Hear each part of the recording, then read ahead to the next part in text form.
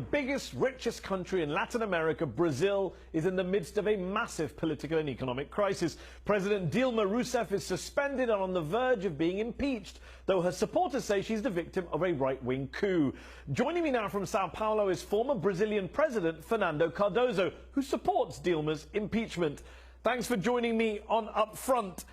Fernando Cardoso, suspended President Dilma Rousseff says she is the victim of a legal and political farce. She says when an elected president is suspended because of a crime she hasn't committed, the name we give is not impeachment but a coup. Why is she wrong?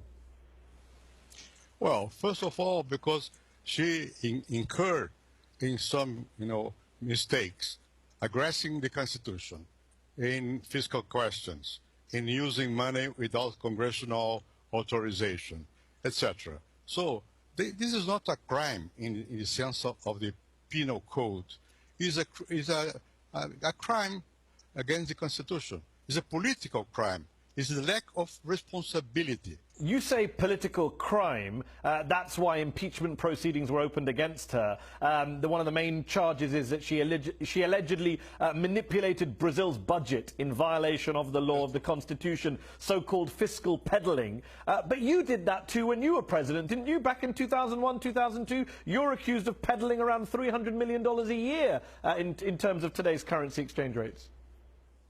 Well, in my case, first of all, the new law was during my government, in 2001, so-called fiscal law. So we are adjusting ourselves to the new law. So we postponed some payments by $2 or $3 million of dollars. But now we are not referring to 2 millions. We're referring to 14, 16, 20 billion dollars. It's quite different.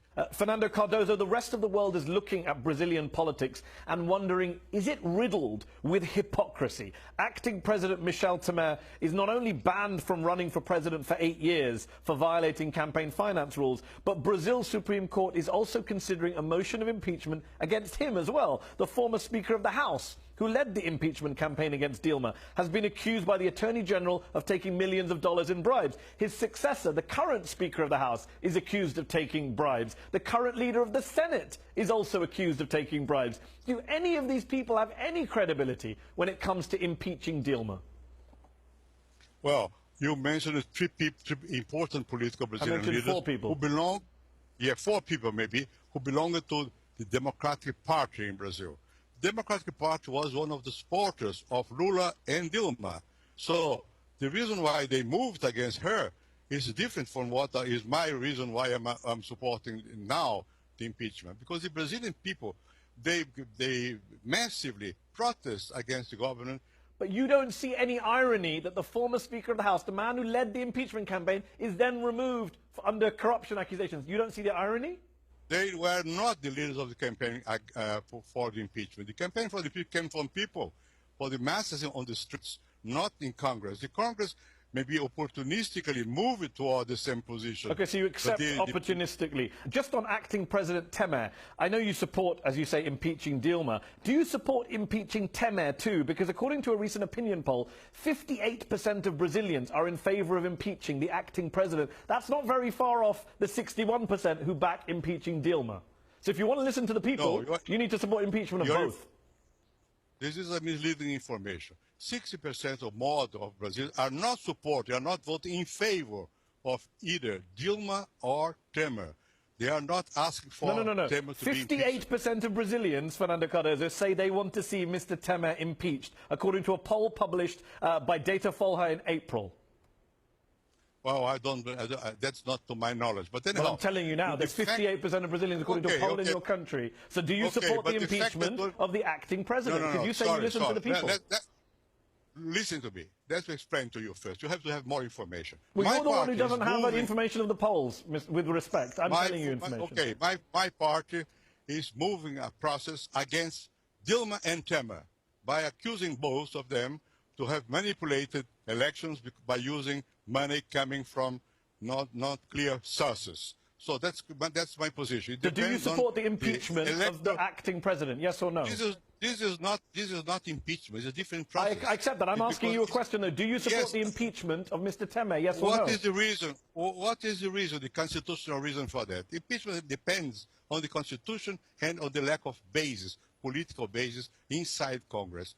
That is not the case with President Temer. Just to broaden it out, this whole anti-Dilma movement came out of the wider multi-billion-dollar corruption scandal involving Brazil's state-run oil firm Petrobras, the biggest ever corruption scandal in Brazil's history, perhaps in the history of any modern democracy. But it's a scandal which has affected not only Dilma's government and ruling Workers' Party, it's also been linked to acting President Michel Temer, to the former Speaker of Parliament who started the impeachment motion, and to your PSDB government too. When you were president in 2002, your government is alleged to have received a $100 million bribe during Petrobras' purchase of an Argentine company. No, sorry.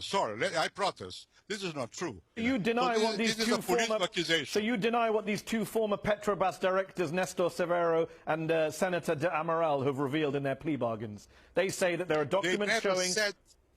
No. They never showed any document. Only Severo said that during the process of buying this refinery, someone vaguely received, imagine you, $100 million. Did somebody in your government receive $100 million or not from Petrobras? No, this is not true in a protest, because you cannot say that without giving data, number, person, so on and so forth. This is not true. You can't blame Dilma and her supporters for calling this a coup, now that we have a secret phone recording that was released in May, in which the then planning minister, Romero Jucá, I believe his name, basically plots to remove Dilma and install Temer in an attempt to shut down the Petrobras scandal investigation, in which he and other officials have been implicated. He's since resigned, of course, but he's on the phone saying this is why we should install Temer and get rid of Dilma, because of Petrobras. The scandal in Petrobras is completely, entirely in the hands of people close to Lula's and Dilma's government. And this is very serious.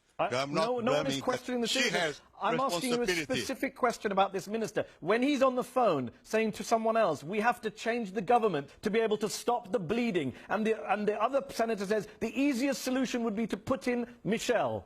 When we hear that, what else can we call it but a coup? Sorry, but what was the result of that? Zero. The process is, the trial is proceeding.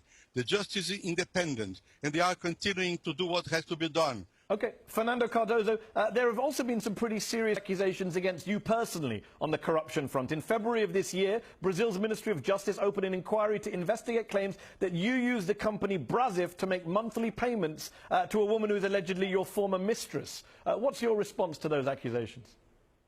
First of all, her denied the fact. Second, the business company said that's not true. Third, she started to work with that business people in the year 2013, when I was no more president. And I had what has been, if this is an accusation, we have a love affair, was 20 years before. So this is political misinterpretation. She says you arranged $3,000 monthly payments through the firm, and the Ministry of Justice are investigating.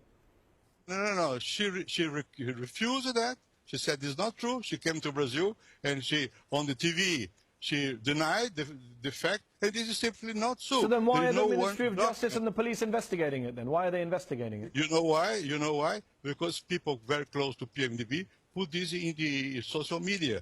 And I like the Dilma Minister of Justice, and he was forced to open a discussion. I asked the people about it. They gave me one concrete element. So this is not true. This is political attempt to to demoralize a person who has correct life. Let me say no. Let's go one step ahead.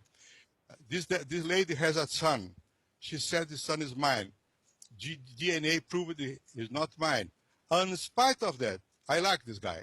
And I support his education all the time with my money, using the central bank and all that to send money to this guy. But why do you send money to this guy if he's not your son? Maybe that's why people are suspicious. No, because I had a connection with him. I like him. One last question before we finish. Do you worry that the entire Olympics in Brazil will be overshadowed this summer by these ongoing political crises in your country? That your country's standing in the world will be harmed at a time when everyone in the world is looking at Brazil?